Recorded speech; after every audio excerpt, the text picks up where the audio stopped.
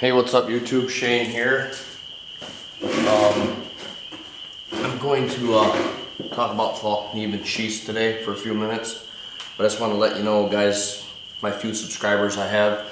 I changed the name of my channel to Rice Creek Bushcraft, so just so you know that. But got a bunch of Fallknivens here. I wanted to talk about the sheaths and kind of what I like and don't like about them. I have most of the styles that they make anyways, so just wanted to talk about that. I know there's a lot of controversy about this style, the Zytel sheath, plastic, whatever you want to call it. For me personally, this is my favorite sheath that Fallkniven makes, maybe favorite of all time, and I'll tell you why I like them so much. Number one, they have this little tab here. It's kind of a retention that just snaps over the guard. I mean, that alone, it's pretty secure. I mean, you'd have to shake it pretty hard to get your knife to come out. But besides that, you still have a retention strap here also. But the main thing I like about them is they're sleek, thin. They're just larger than the blade of the knives that fit into them, like you can see here. That's the A1. I've got the F1 Pro. You can see that it is not much larger than the knife itself, and that's really what I like about them. They're lightweight, and you can strap them to your pack. You know, had a collapse in the pole barn. It's fine. Strap it to you know, if you got molly webbing on a vest or on your backpack or whatever. I mean, I wouldn't be afraid to strap them. I know a lot of guys are afraid that their knife's going to come out of these. I wouldn't be afraid to strap it upside down like this. On this F1 Pro, it's kind of got these little tabs, and you can put some paracord between them, and it kind of holds it right there, and that's nice. So I did that just to have some paracord, and then I later found that actually it serves two purposes. Besides having the paracord handy, it also puts pressure on your little retention tab here. I know you probably can't see that very well, but if you know anything about the sheaths, you know what I'm talking about. But I wrapped some paracord around it, and this thing, see if I can demonstrate how hard it is to pull out. Like you can see, I'm putting some pretty good pressure on it to get it to come out. If you just use the thumb ramp part, it's in there pretty good, so I don't feel like this knife's ever going to fall out. But I don't know, some guys do reviews on these and they don't care for them, and that's fine. Everybody has their own preference. But I guess what I'd like to tell you is, if you're thinking about buying a Fallkniven and you're being held up because it maybe comes with this sheath, yeah, I wouldn't worry about that. The sheaths are great. They're tough. They serve the purpose of protecting the knife, protecting you. They're not going to fall out. So I wouldn't let that be a determining factor as far as, you know, this guy said this or that guy. They're good sheaths. I've been carrying this knife quite a bit. I've had the regular F1, I don't know, for several years. I still have the knife. It hasn't fallen out, and I've taken on a lot of backpacking trips, camping trips, bushcrafting, whatever. I've had this knife with me a lot, and it's never fallen out. So this is one of their leather sheaths for the Odin, which is an awesome sheath. I mean, it's super thick. It's super heavy duty. Super heavy duty. You know, the knife fits in there fairly tight. Not much rattle. Then you've got a strap that goes over the guard. So it's a great sheath, but as you can see, this is the reason I like these so much.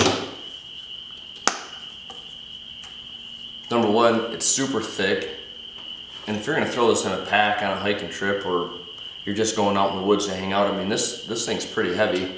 But also, I mean, look how much wider it is than the blade. I mean, that's just the way that you have to build and design a leather sheath. I get that, but for me, it just takes up a lot of room in a pack, and it's also heavy. So that's one of the reasons I really like these. So they've got this style. I've got the Iden it takes this style sheath. I really like this sheath. It's lightweight. You can see it's not a whole lot wider than what the blade is. So to me that's important. I mean, if I got a knife this size, I don't want a sheath that's 4 inches wide, right? It takes up too much space. But this is a great sheath. So if you're gonna get one of these, I think it comes with this knife, the Iden, and which is the NL5, and maybe the NL4. They might both have the same style sheath. Don't quote me on that, but I think they do. So that's a great sheath. And then they've got this style also. This is for my S1. This is just a leather slip-in sheath with a dangler. Great sheath. Doesn't have a great retention. I need to water form it a little better. I mean, I wouldn't trust this upside down. I think the knife would fall out, but realistically, it's going to be hanging on your belt. So I don't think that's really going to be a problem. So that's a decent sheath also. It's not extremely huge width-wise. And then the last sheath I have that they make, I have a couple of these.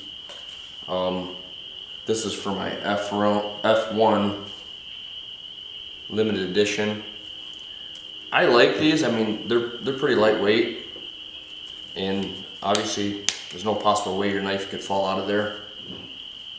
But what I don't like about it is if you have it on your belt and then you take your knife out, okay, and then you're working out in the woods, and this thing is just hitting everything. It's hitting your hand, it's hitting the limbs and trees and whatever. If you're trying to build a shelter, I just don't care for it.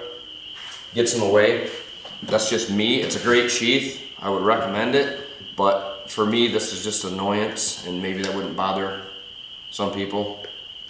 But yeah, that's one of the things I don't like about that. So I have one of those for that knife, and then I also have the TK1, which is in the 3G steel. It's got the triple crown that Fallkniven puts on these. So I've got two of that style sheath. I've got two of these. I had three, but I didn't lose the knife in the sheath, but I lost the sheath because I bought a custom leather sheath so I could carry it scout carry with a fire steel loop, and I don't know what the heck I did with this sheath. I wish I still had it actually, but I don't. I lost it. So anyways, if you have any questions or comments on the video, go ahead and post them and I'll try to answer them. I'm getting better, guys. I'm just getting this channel started, so I'm trying to figure all this stuff out as I go on my own. But yeah, if you're looking at a Fallkniven and you're discouraged because of this sheath, or maybe it's ugly, maybe, I don't know. I don't think it's ugly. I like them. But as far as durability and doing its job, holding the knife in place, I've heard people say, well, they rattle. Well, what do you like, Navy SEAL Spec Ops or something? What's it matter if it rattles a little bit?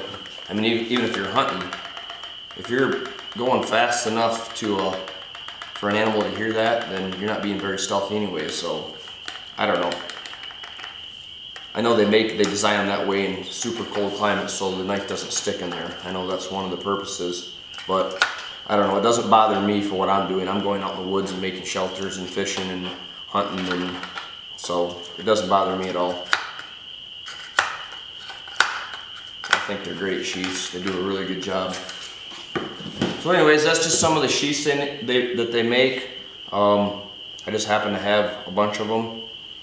They may make a different style that I don't have. I don't know. But this is a good one. I love these. You know, these are okay if you don't mind this flap thing in the way. It's a really good sheath. It's lightweight. It doesn't take up a ton of room. So that's just some of the stuff I look for in a sheath. Like I had this custom one made for my S1. This is another limited edition.